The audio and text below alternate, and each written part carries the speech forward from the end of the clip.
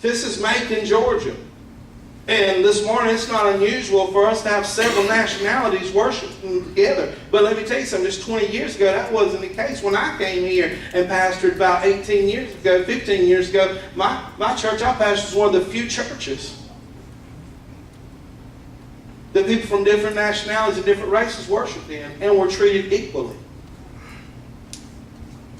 This child was from another race. And the Egyptians, they wouldn't eat with Hebrews that were so lower than them. These were slaves. But she took that child in and she loved the child. And not only did she love the child, but she made the child her son. You know how many times she had to bring that child in front of her father who wanted to kill all them babies? That child was raised right there among her nephews and nieces and other children in the family. I'm sure a lot of times she had to go to bat for him. A lot of times she had to be the person to say, hey, don't treat them like that. Hey, be a little different. Hey, we love everybody. She had to step forward. And today I'm asking you, women of God, to step up and be compassionate on everybody. Love everybody. Everybody. And you be the person to stand up and say, hey, this is of the Lord, and let's love this situation. Women of extreme compassion. She was Pharaoh's daughter. Number 3. This lady, so we got extreme faith, we got extreme compassion. I want to talk about extreme wisdom. Have you ever realized that sometimes your mama knows what she's talking about? That sometimes your wife knows what she's talking about? Sometimes you need to listen in business situations. There's these spies spying out the land. Joshua and Caleb sent them into this foreign land, and 2 of them were to go to Jericho, this big, huge city, to spy out Jericho and see how they were going to destroy it as they were taking over the promised land. They came in and they went to a harlot's house. Y'all know what a harlot is, don't you? Gotta get a amen something? Yeah. Well, Rahab was a harlot. She was a businesswoman. Working the oldest profession, they say that's known to man. She had a little hotel where people could come and stay and lodge, a little bed and breakfast type deal there in Jericho. And this was the normal place for the 2 spies to go. And I'm sure they had a story as to, hey, we had no choice, man. There was nowhere else to stay. So we just had to go stay at the harlot's house. It's the only place we could do. We didn't want to stand out, you know. And so that's the only place we could stay. And so we went undercover. We had to go all the way with it. But either way, they wound up at Rahab the harlot's house. And when the king found out they were there, he sent to Rahab and said, send the 2 men out that came in. They're here to spy out the land. They're from the Israelites. They want to find out our weaknesses. They're here to destroy us. This is our enemy. But Rahab, she had extreme wisdom. And Rahab said, hold on just a second. I know that the Lord has given you this land. And there is great fear falling on all of us. And everybody in this country, their hearts have melted with fear because I know you're going to win. She looked at the situation. She weighed it out. She knew that her people was fixing to go down. Them walls was going to come down. And she made a smart decision right then. Rahab may have been a harlot, but she was a smart businesswoman. And she changed sides at the right moment. She weighed it out and said, wait a minute, this is going to be better for me right here. I tell you what I'm going to do. I'm going to hide y'all. And then when you come and you take over, you hide me. I'm going to take care of you now. Your life for my life. I'm going to hide you. I'm going to get you out of here. I know y'all going to win.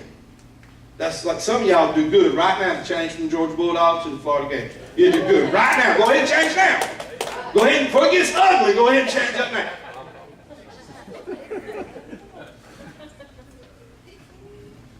So anyway, she went on and took the deal further. She said, but also I want you to take care of my daddy. I want you to take care of my mom, my brothers, my sister, my whole family, and everything we got. Don't take our stuff too. We want to keep everything. What were they going to say to her? No? Just like you said it. The only people to escape from God's judgment when it fell on Jericho was Rahab and her family. And Rahab continued to use her wisdom, because if you look through the genealogy of the Lord Jesus Christ, you'll find out that Rahab went on and got married. Once she got in with the Israelites, once the walls fell down and she became a part of the Israelite nation and she started traveling with them, she went on and got her an Israelite husband, and she became in the lineage of Jesus Christ. She's like Jesus Christ's great-great-great-great-great-great-grandma was a hooker named Rahab. But she was a smart hooker, and she changed sides when she got the opportunity. And sometimes we need women's extreme wisdom to stand up and help us make decisions in life on what we need to do. You'd be good to listen to them. Granny knows what she's talking about sometimes. Mama knows what she's talking about sometimes.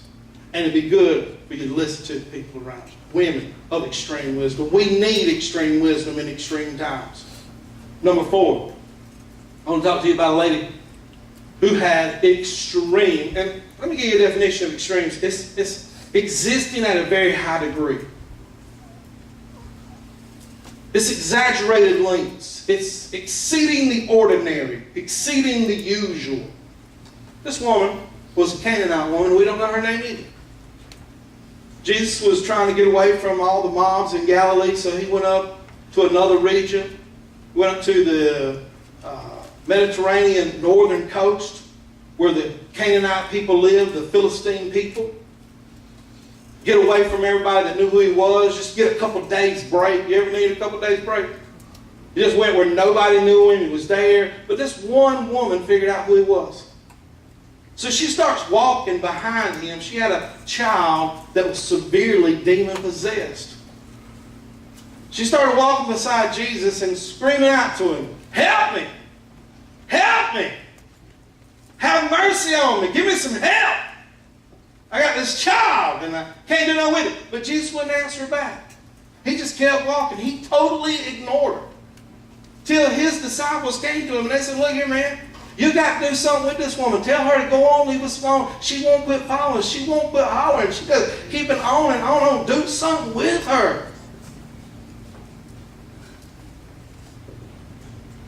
Jesus didn't answer a word. She finally got up to him and said, "Hey, I need some help. Help me."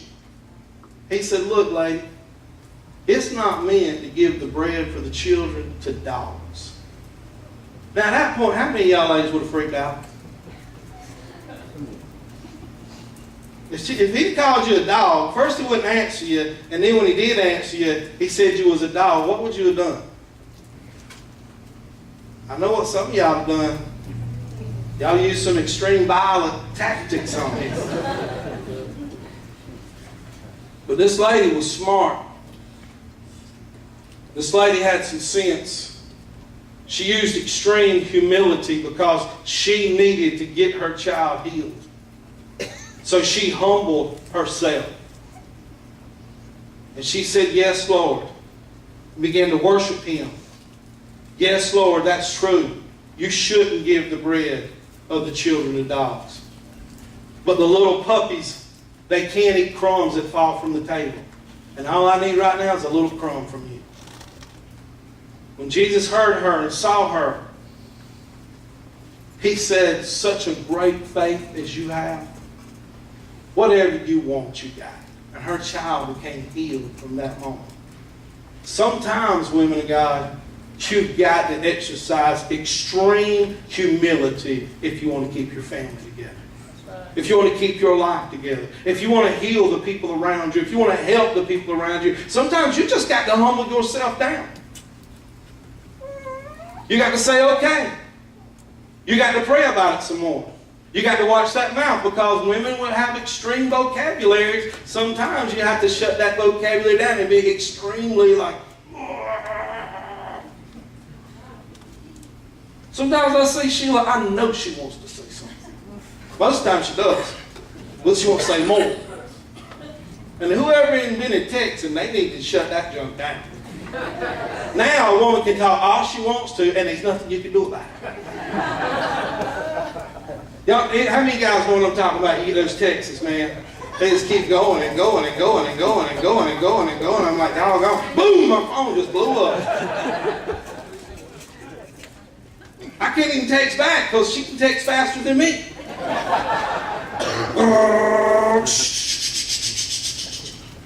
Oh, I'm glad it's free. Unlimited, whatever it is. But this woman, she knew she could freak out, but it was going to cost her later. And her child needed her right now to humble herself, control herself, and in the end, she got what she wanted. And sometimes, women, you listen to me now, you can get what you want if you know how to humble yourself just a minute. God resists the proud, but He gives grace to the humble. God resists the proud, but He gives grace to the humble. When we humble ourselves, God hears our prayers. Number 5, and finally, a woman of God needs to have extreme perseverance. Extreme perseverance. More than ordinary. More than regular. Enough to get past where normally a woman would fall short. There's a woman in the Bible, her name is Mary. Mary was about 15 years old when an angel came to her and said, "The Lord has chosen you. You are highly favored among women. You're going to have the Son of God Himself." Mary took on that child, and from that moment, Mary stayed with Jesus until the end. Now, near the cross, Jesus stood there with His mother and His mother's sister, Mary Magdalene. When Jesus saw His mother there and the disciple whom He loved, speaking of John, standing nearby, He said to His mother, "Dear woman, here is your son." Speaking of John, you take care of my mama from now on. And mama, you let John take care of you from now on. The last act that Jesus performed was to make sure His mother was taken care of before He left this world. All the other disciples had left Him. All the crowds had left Him. All the other people had left Him. But His mother stayed with Him from the beginning to the end. Amen. And I am amazed at the perseverance of women that can somehow stay with the situation all the way to the end. Well, they say Jesus and Mama will always love you. Women have an extraordinary ability to stick with something in the good times and the bad times. And sometimes it's hard for us men to understand that. We want to give up. We want to move on. We don't want to continue in that. But she can't help herself sometimes just to keep on all the way to the end. Sometimes, I get mad at my mom about taking care of people in my family that I feel like shouldn't be taken care of no more. They had chance after chance after chance. Y'all got anybody like that in y'all's family? But my mom was always the one that's like, "No, well, they might need some help. No, well, they might need that. Oh, we ought to do it. Oh, well, the Lord wants us to do this. Oh, we ought to." If she gets real desperate, she'll bring the Lord into the situation. She knows there ain't much I can say about it after that. Okay, this is Jesus now. Stick with it. We need the women in this church to have extreme perseverance. A church can't make it if the women and the people in that church don't persevere.